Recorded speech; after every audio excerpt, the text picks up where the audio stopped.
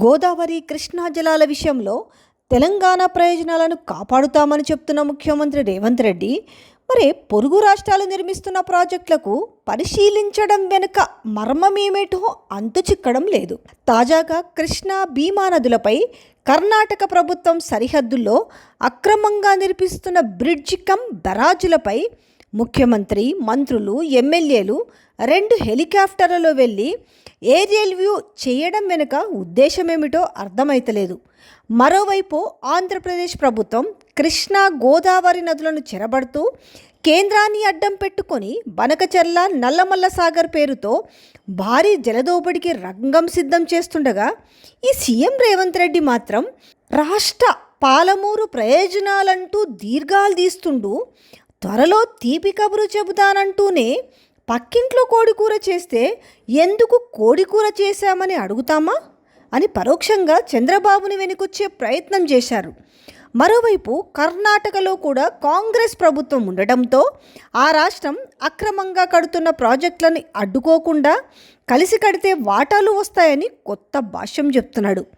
ఇప్పటికే జూరాల ప్రాజెక్టుకు ఎగవ నుంచి చుక్క నీరు రాకుండా ఎక్కడికక్కడే కర్ణాటక ప్రభుత్వం బ్రిడ్జి కమ్ బరాజుల పేరుతో అక్రమంగా అడ్డగోలుగా అడ్డకట్టలు వేసింది. ఇక తాజాగా తెలంగాణ కర్ణాటక సరిహద్దు చివరి కిలోమీటర్ దగ్గర కూడా బ్రిడ్జి కమ్ బరాజ్లను నిర్మిస్తూ జూరాల ప్రాజెక్టు ఉనికినే ప్రశ్నార్థకం చేస్తున్నది.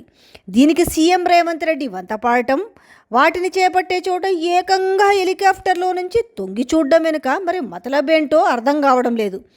తాజాగా సీఎం రేవంత్ రెడ్డి పాలమూరు జిల్లాలో 2 రోజులు ప్రాజెక్టుల పర్యటన నేపథ్యంలో ఇటు కృష్ణా, గోదావరి, అటు తుంగభద్ర నదుల జల వినియోగంపై రాష్ట్ర ప్రభుత్వం అనుసరిస్తున్న వైఖరి అనుమానాస్పదంగా మారింది.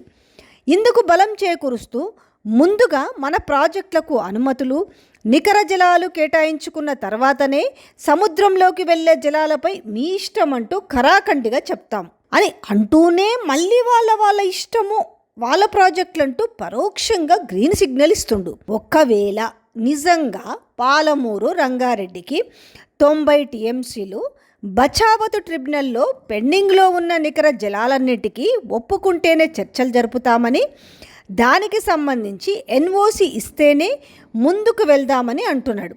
ఇలా అంటూనే పంచాయతీ కావాలనా, పరిష్కారం కావాలా అనే దానిపై కూడా పరిష్కారమే కావాలని, ఒకవేళ పంచాయతీతోనే పరిష్కారం అయితే దానికి కూడా సిద్ధమని అంటున్నాడు.